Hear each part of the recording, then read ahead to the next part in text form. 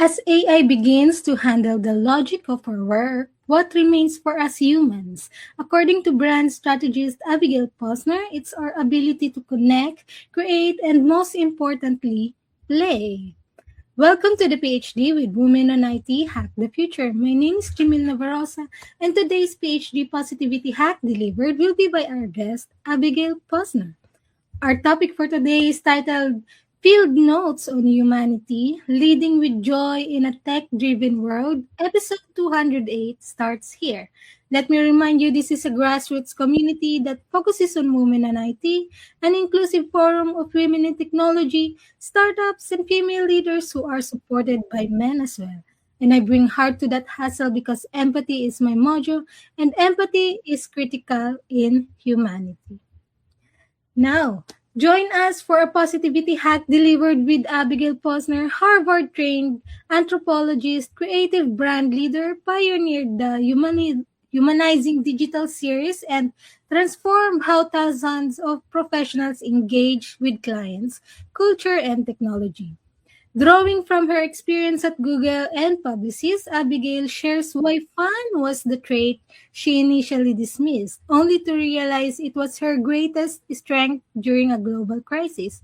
Join us as we audit our fun quotient and learn how to build cultures that aren't just productive but vibrantly alive. Please join me in giving a warm welcome to Abigail. Thank you Thank so you much, so Miss. much. Sorry, we're so excited to be with each other that we're interrupting each other. Yes. You look so beautiful. Thank you so much again for joining us. And to start, where in the world are you today? Oh, I'm in New York City and I'm looking over recent snowfall that we just had. It's very cold outside. Oh, wow. And here on the other side of the world is getting summer. Oh, I'm so jealous. So, Miss Abigail, we spend so much time talking about what AI can do, but your work reminds us to look at the soul behind the screen. So, looking through your anthropologist lens, what is the one magic human quality that you think an algorithm will never be able to replicate? I really like this question, though I think there are many aspects of humanity that AI can't replicate. It may think it can replicate them, but they can't. And so to narrow it down to one is hard. But if I had to, I would say love. You can mimic what love looks like or what love sounds like, just like a rom-com does, right? But they're actors. What you can't mimic is what happens in the cerebellum of the brain, in that more mammalian side of the brain that was formed before we even had the neocortex. And that part of the brain is all about showing love, right? We mammals have that. So again, I think AI can do a great job in trying to represent it, but it can't really express it or conjure that feeling. I've had 3 children. I know what it's like to feel that connection to a baby and have that baby feel that connection to you before they can even register that they're a separate being from you, because there is something real innate in our brains. And in fact, it's funny, I just saw an article by a romance writer who says that, AI has helped her write so many more novels, which makes sense because AI is very much about, efficiencies and speed and optimization, but they can't quite get those sex scenes right. They can't quite get the feelings of romance and anticipation and attraction that we just have as human beings. So, speaking of romance, there is a heartbeat. So, Correct. in your field, sorry, in your field, a single observation can sometimes change everything we think we know about a group of people. Can you take us back to a specific moment at Google or Publicis where you saw something in the data that made you realize what we've completely missed, the human heartbeat here? Yeah. Well, I didn't just work at Publicis. I also worked at an Omnicom shop for 11 years, DDB. And really, that's where I cut my teeth in advertising. That's where I really learned that You can't just look at surface information, that you have to go deeper, that you have to recognize what human beings really strive for, what they really need. And that was basically my whole career. My whole career, I did that. You know, if you think about anthropology, anthropology is really the study of why people do what we do. So why we eat what we eat, why we wear what we wear. I studied economic anthropology. So it was like why we value certain things. And then in the advertising space where I spent 15 years, that's really why we buy what we buy. Everything from candy to beer to insurance, right? And then when I moved to Google, similarly, I created teams to dive in and dig into why people have the relationship they have with technology, and why they have the relationship with the brands that we represented. So there's not just one case, it's like all the time. I think like the first real moment I remember doing this was when I was back at DDB and we had to sell toilet papers. Not toilet paper, I'm sorry, paper towel. It was the same company, but this was paper towel. And, who would think that paper towel, right, has any meaning beyond just, okay, it cleans up a mess. But I actually borrowed from a certain strain of psychology to really understand the value of these paper towels, that they meant not just, oh, it cleans up a mess in that moment, but in our lives where we can't afford a break in the routine, right? Especially parents with kids. You break that routine and everything falls apart. Right? And it's very valuable, that routine. You think, oh, it's not a special moment, so people don't value it. Just the opposite. It's those routine moments that are so precious to us because we have to use them every single day to live and to live the way we want to live. So when you have a spill, if you have a paper towel that doesn't clean up that spill, your whole day, your whole routine is out of whack, and that changes everything. So even the smallest, seemingly simple, who cares, ordinary thing has a lot of value attached to it. And as I said, throughout my career, whether we're talking about technology or we're talking about women's products, they all have meaning and value associated with them. And you have to go deep. You have to go beneath the surface to understand that meaning and value. Most of us are taught being professional means being serious, but you've discovered that fun was actually your greatest weapon. What was the turning point during the global crisis that made you realize joy isn't just a luxury, it's a survival strategy for leaders? Right. Well, let me just take a step back and say, I actually think there are a lot of sides of ourselves that we may think are not important to our day jobs or have no relevance to the challenges in front of us. And that's not true. And so I'm not saying that fun is my superpower necessarily. It's one of my traits that I may have ignored. And I realized that actually was quite important. This all falls under an approach that I have now towards leadership, and I've written a bit about it. You can find it in my newsletter on LinkedIn, but also I have a speech about it, and I'm actually writing a book about it. It's the notion of expansiveness. And the idea is that we all have different sides within ourselves. As I said, it could be that you have a sense of fun. It could be that you're a great dancer. Or maybe you're really, really organized. All those different sides actually can help solve a challenge in front of you, particularly a challenge that others can't, or you come up with an idea to solve that challenge that only you can come up with, which is very important, especially in this day and age with AI, where people think AI can solve everything. And where do you come in? What is your unique approach? What is your unique point of view? What is your unique idea? So in the case of fun, it wasn't that fun is my only superpower, but what I did learn was that it was one of these sides of myself that I may not have thought was important. And I only discovered why it was important when maybe around 2018, 2019, I went to one of these leadership conferences, or not conferences, training programs. That's what it was. And you had to do this exercise, and you had to go to someone in your personal life and then someone in your work life and just ask them to list 3 traits about you, 3 attributes about you. So I went to my work husband, Rudy, my good buddy, and he listed kind of the typical traits you'd expect because he sees me in the business light. So he said, oh, you're a good manager, you're very strategic, good business mind. I don't even remember, right? The typical stuff. When I went to my husband, he knew it was for a work thing. So, he first starts out, oh, you're very strategic, sounded just like Rudy. Very strategic, good manager. And then he said, oh, and you're fun. I said, Mark, what am I going to do with fun? Who cares? Right? But then what happened was COVID hit.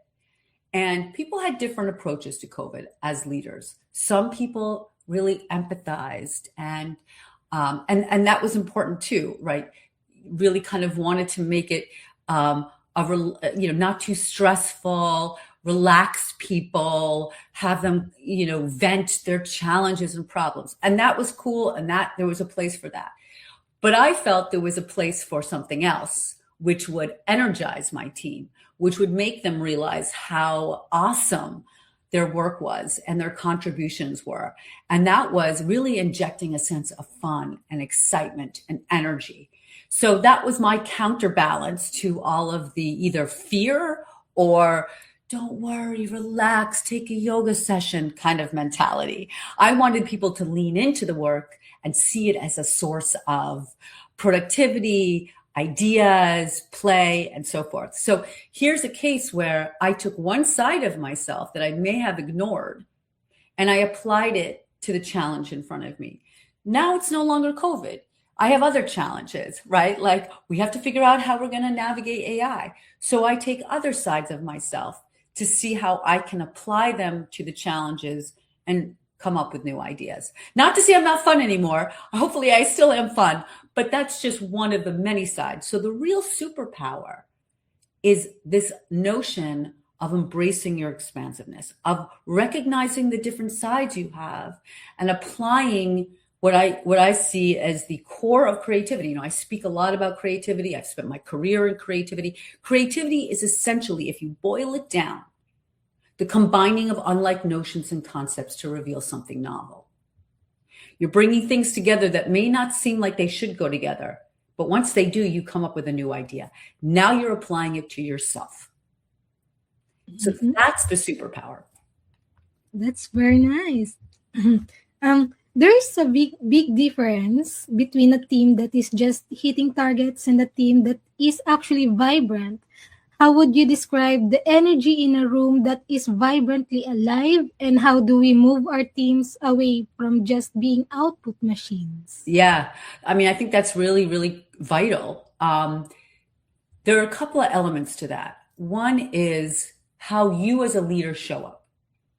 If you as a leader show up as scared, closed, don't have ideas, don't put yourself out there, don't make mistakes, no one else is going to do that, right? So how you show up as a leader is extremely important. You have to model that behavior. You can't expect a team to feel free and feel energized and feel excited if you're not, right? So that's number one. Then when it comes to your teams, it's about really embracing ideas and challenging them to come up with new ideas. Some of those ideas are not going to fly. That's okay. As long as they come up with enough ideas that move the business forward. Of course, we're business people. We have to make sure that we hit our targets. We have to make sure that we do it in a timely fashion. But we're not going to actually grow the business that much more if we don't have ideas.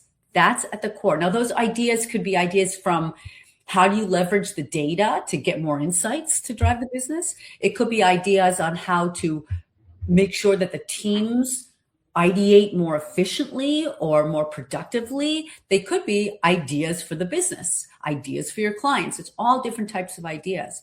But in order to spark that sense of uh, idea creation, you have to give them the tools and the mentality to go and take these risks, right? And then the other way to ensure that your team really leans into excitement and into this idea of energy and vibrancy is to then reward them for these ideas, right?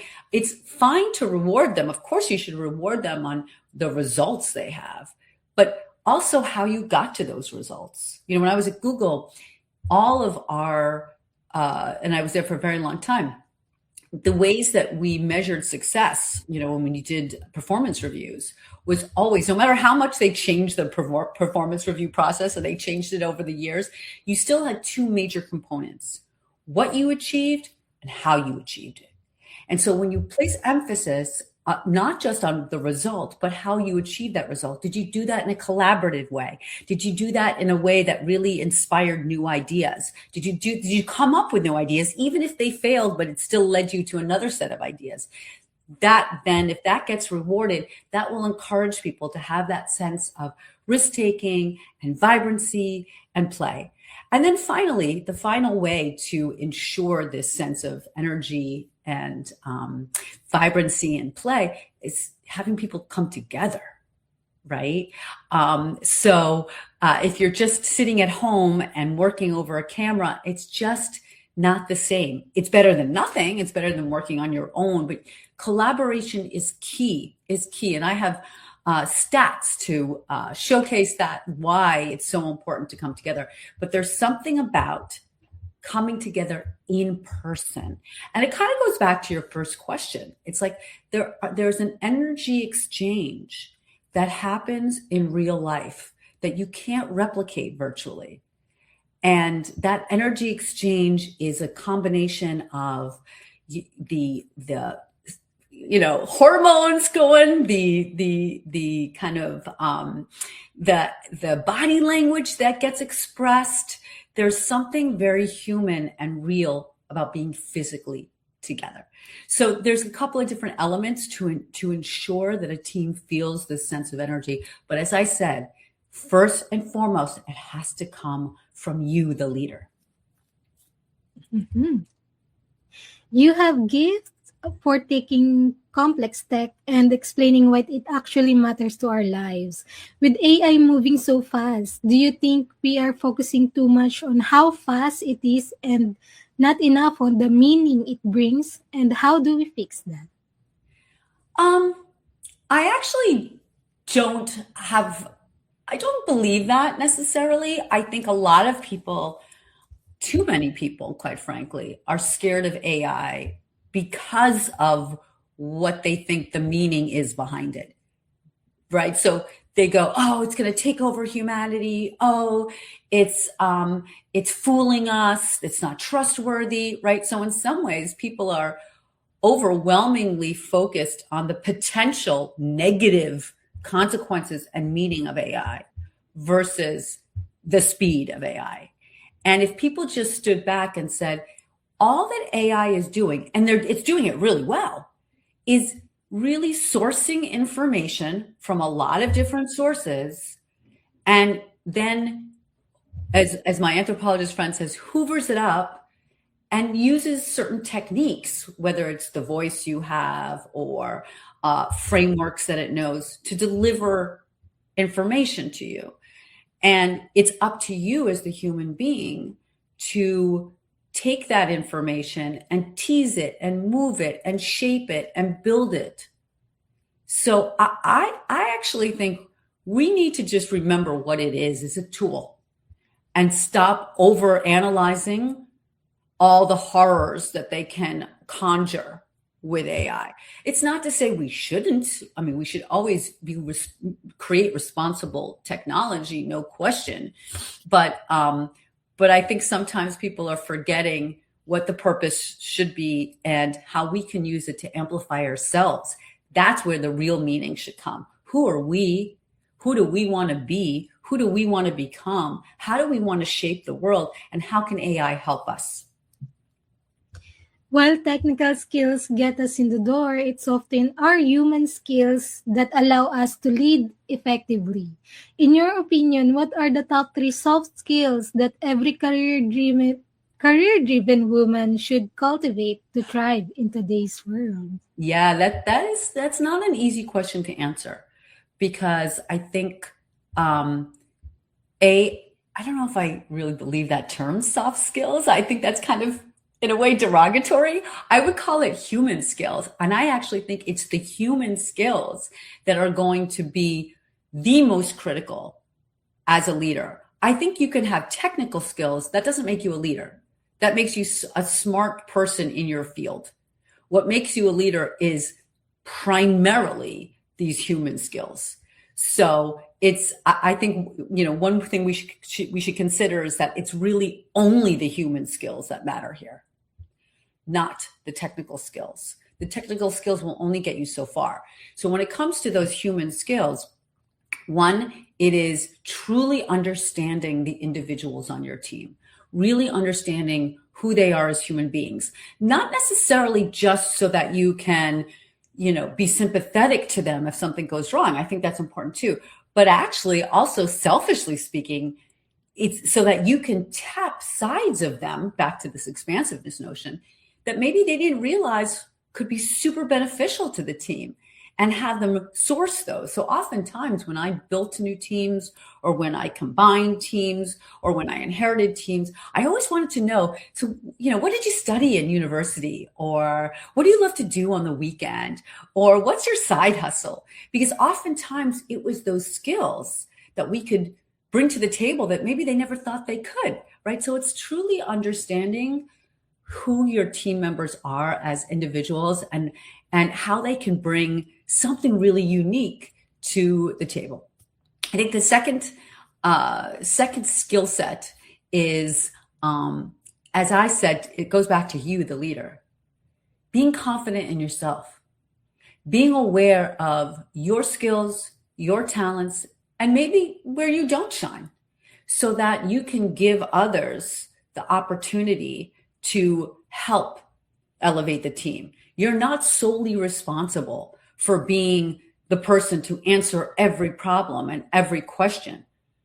But can you facilitate, can you orchestrate the team so that they can come up with the answers? That's really important. But that requires often a sense of humility. That often requires the leader to go, I'm not the smartest person in the room about this topic. That's okay.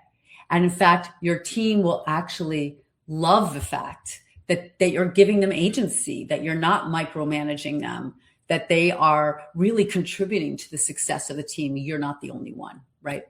And then I think the third is, as I said before, just showing up in such a way that you would want your team members to show up.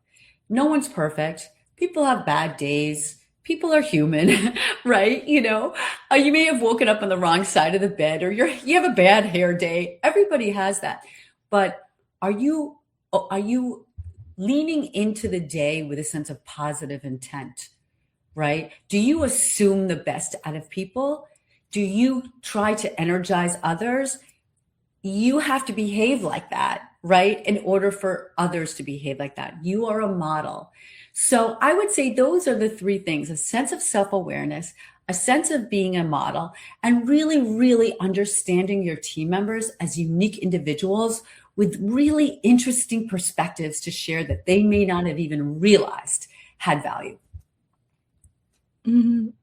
And I know it's because you are the second one that is noted that it's not soft skills, but it's human skills. So that's very remarkable. And so, Miss Abigail, when you are faced with a massive challenge or a brand new puzzle in your work, you likely have a unique way of breaking it down. Can you walk us through your personal strategy or mindset for solving complex problems? Yeah, I mean, I'm certainly no expert. There's certainly many challenges that I have that I can't solve super well, and I have to turn to my husband. But that being said, I think you've heard this already in a way, as a refrain in everything I've been saying, which is always, always start with the end customer, the end person, the person you're trying to solve the problem for, right? And once you start there, you work your way back. And that's really, as I said, the anthropological technique. So let's say I'm having a challenge with my boss, or I'm having a challenge with someone who works on my team, or I can't figure out, how to make something work.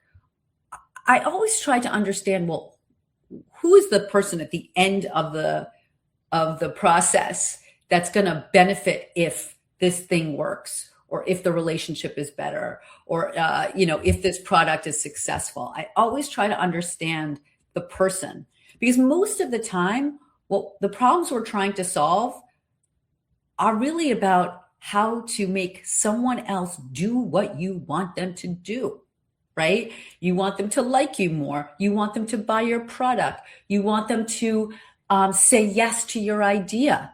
You want them to spend more money. There's always a behavior change that you're really trying to elicit. I mean, there's some challenges that are technical, like, oh man, my computer broke, right? But that's not the stuff that I'm talking about. I'm talking about the real gnarly challenges. And those are often, particularly in business or particularly in management and leadership, are human oriented. And so start with the human being. I remember when I had to deliver really critical feedback to leaders on my team. So I led a leadership team who then had teams under them. And I knew the folks were going to be sensitive to it. So I had to understand what was driving each one of the individuals that I was going to give that feedback to. It was not negative feedback, but it was constructive feedback. What was driving them, and how can I restate the feedback in such a way that it feeds their desire to be who they want to be? And so again, it's always at the end of the day, and this is my crutch, this is my solution for everything, which is go back to my anthropology skills. Go back to understanding the human being that you are trying to appeal to, that you are trying to take action on something. Find out what motivates them. Find out what language resonates with them. Find out what they want out of life, what they want out of the relationship, whatever it is, and then work your way back. Many women in our audience are looking to break glass ceilings or even start their own entrepreneurial ventures. What is the most important piece of advice you would give to a woman who is ready to take that next big leap in her career or business journey? Wow. I wish I had that answer for myself, but I am a little bit older. So I do have some just life experience. And I think that it's really about believing in yourself. Because if you don't believe in yourself, no one else is going to believe in you. And so really kind of understanding what you bring to the table. Again, it's going to require some of that work, that sense of self-awareness, and trying to help make that shine through. You may have to have it shine in slightly different ways, because some people will get excited about this aspect of you or that aspect of you, but it's really about understanding yourself, knowing your self-worth, and saying, I believe, not that I know, this goes deeper, this is more human. I believe that I can actually drive this change. I have data to back that up. I did all my homework. But at the end of the day, if you don't have that sense of belief, it's hard for others to believe you. Because really, ultimately, at the end, if others are going to invest in you, if others are going to buy what you're trying to sell, they have to believe in you. So you first have to believe in yourself. Wow, that's a nice advice. As a new to hosting, I know, I don't speak, and I'm the most, I think, quiet person. Oh, And really? then, a mentor and my mentor just believed in me because, you can do this, Right. posting and speaking. So Right. that's a You very know nice what? advice. You're a great example of, okay, how do you build that sense of belief in self? You have to try and act it, right? Even if you don't believe it just yet, you put yourself out there. You do one thing and another thing and another thing, and that helps build your sense of belief in yourself, just like you moderating these podcasts. Yes, thank you so much. So, Miss Abigail, none of us achieve success in a vacuum, and often there is someone who believed in us Right? before we even believe in ourselves. Is there a particular person you are grateful who helped you get to where you are today? And Yeah. could you share a story about the impact they had on you? Well, I'll tell you something old and something new. So something old is my parents, because that's kind of their job, but they didn't have to. So I grew up in a family, and I'm sure a lot of the folks who watch this video podcast, can relate. I grew up in a family of scientists, and my parents were scientists and really wicked smart. My mother was like the only female in her MIT graduate school class in chemistry, right? So wicked smart. And then my siblings were inherited those math and science genes. I did not. I could barely pass math. I was not smart in this stuff at all. And my parents never judged me for that. They encouraged me to be who I was. I mean, listen, did my father help me with my math so that I could stay in honors math? Yes, he did. And, he was not going to let his daughter not be in honors math. But at the same time, my parents also encouraged the sides of me that maybe other parents who just only cared about math and science and the highest grades wouldn't push. So, for example, I saw myself as a bit of an actress growing up. I love the stage, and to this day, I'm a public speaker. So, my parents encouraged me. Well, my mother more than my dad, I think, but they encouraged me to be in plays and to do these other sides. Really harness these other sides of me, and that they were important. And then when I went to university and I studied anthropology, which was a social science, but not a hard science, my siblings, they studied math and they studied like hard science. And my parents just encouraged that. So I think that was the first in my life.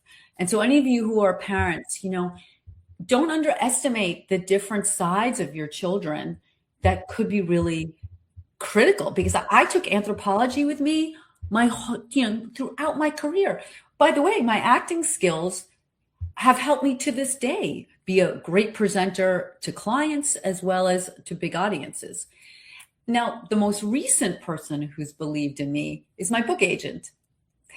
And I did not want to write a book. I've been told rather, oh, you should write a book. You should write a book. You're a thought leader. You should write a book. And I did not want to write a book. I'm a speaker. I'm not a writer. And I pushed it off, pushed it off, pushed it off, pushed it off. And this one book agent really believes in me and says, no, you're going to get this book down. And I believe you have a good concept here. And it would push me and push me and push me. So that's my most recent example, is someone who, Michael, who really didn't have to believe in me and someone who, and I've been reluctant, I'm not an author. I'm not necessarily a superstar, but he thinks I have a great idea, and he thinks I'm the right person to share this idea, and that we could have something big. So that's what's really exciting for me right now. Mm-hmm. And speaking of, you're writing a book right now, or is there anything new, exciting projects or that we should keep on our radar? Yes. So this book really is an expression of some of the concepts that I've reflected on this podcast, this notion of expansiveness. And I have a newsletter now, which captures a lot of that and more. And anybody who has stories they want to share with regard to this topic, I'm incorporating them. I'm incorporating them in the newsletter. I'm incorporating them potentially in my book. I mean, I'll just give you an example. So I publish this every 2 weeks on LinkedIn. So follow me on LinkedIn and subscribe to my newsletter. It's super fun. It's called the Human Code newsletter. And every few days I post about it. I posted about it today. And I have this one friend, I'd never met him, this one friend on LinkedIn who really digs in responds to my newsletters. And he responded to this one post about one of the topics in my newsletters. And it was so good that he inspired me to write something particular for my next newsletter. And I'm referencing him. So all of you who relate to the stories that I'm sharing or have additional stories or question some of the stories that I have, that's all helpful to me. So I think not only would it hopefully be inspiring for the audience to read and stay on top of some of the fun things I'm learning along the way, but maybe you could help me actually build out these stories. So good luck, everything to your book. And we are currently writing the field notes for the future of humanity. When people look back at this AI revolution years from now, what do you hope they say about the leaders who chose to prioritize the human spirit? Oh, I actually am excited. I really am, because we're at this inflection point where AI is taking over so much of the rote tasks, right? Like so many things we don't have to do anymore. Remember when you're all of you are young, but I remember when spell check came out. Now we don't even think about spell check. We just assume, right, in our documents, and said, oh my God, now I don't have to worry about misspelling a word and I don't have to look it up. I'm saving so much time. Well, AI is like 1,000 times that, right? So we can now spend more headspace doing the human stuff. And there are aspects of AI that allow us to really express those human sides of us. 2 years ago, as I said, I don't see myself as a writer, right? I'm more of a speaker. I don't really love to write. But now with AI, I have a tool to help me express my ideas, shape my ideas. They don't give me the ideas, the AI tools I use, but really helps me think them through, build them, and express them in a way that other people can find interesting.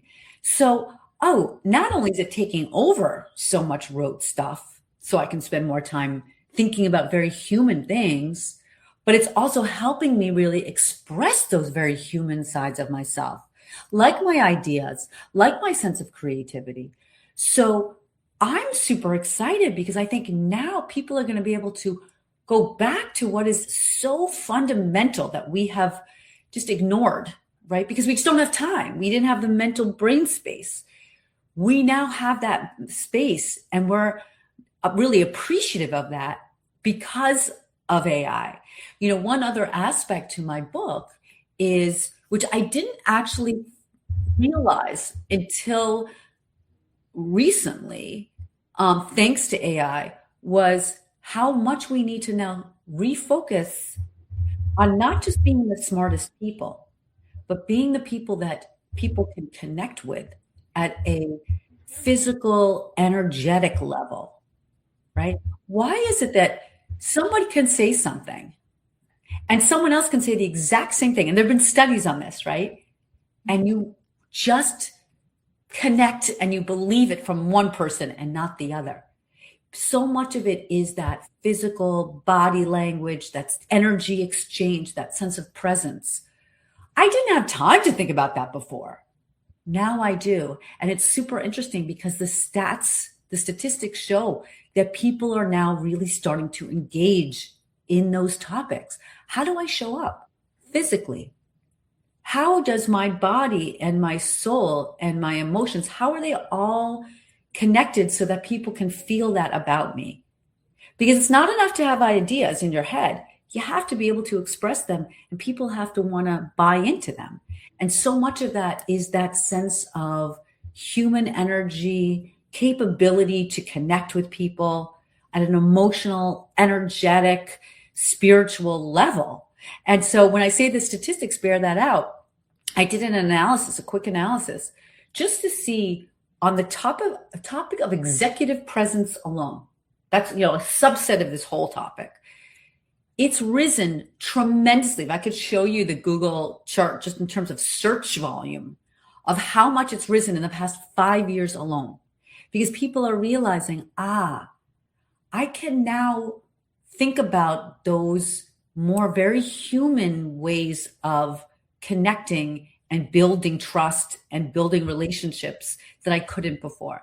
So as a leader in this era, I actually think you have such a great opportunity to harness those human skills thanks to AI.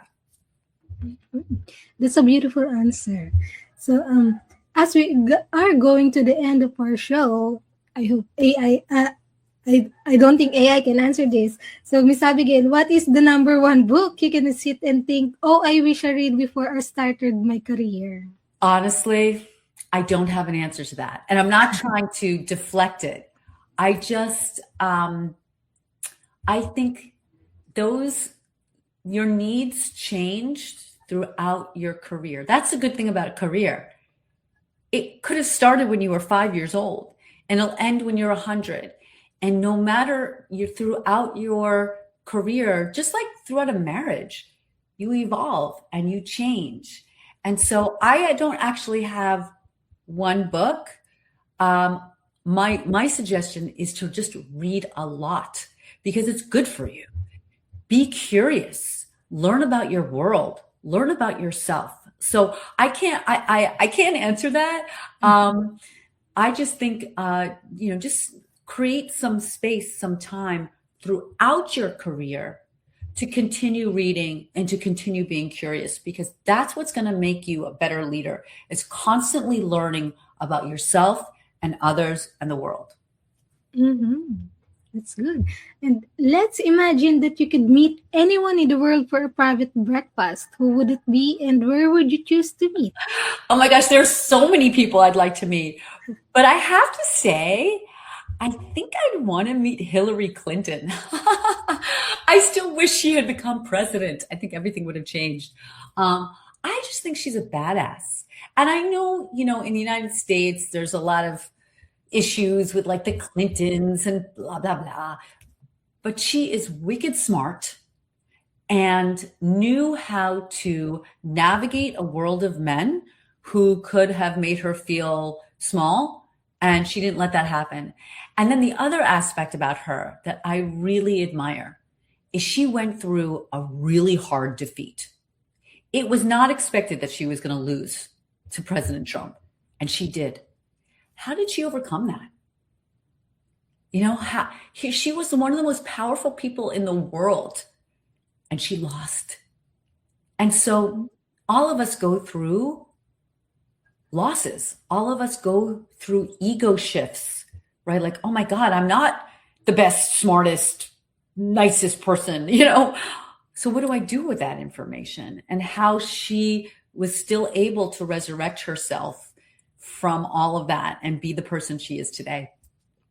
Mm-hmm. Oh, and where would we have breakfast? Yes. Ooh, not Washington, D.C. I do not love Washington.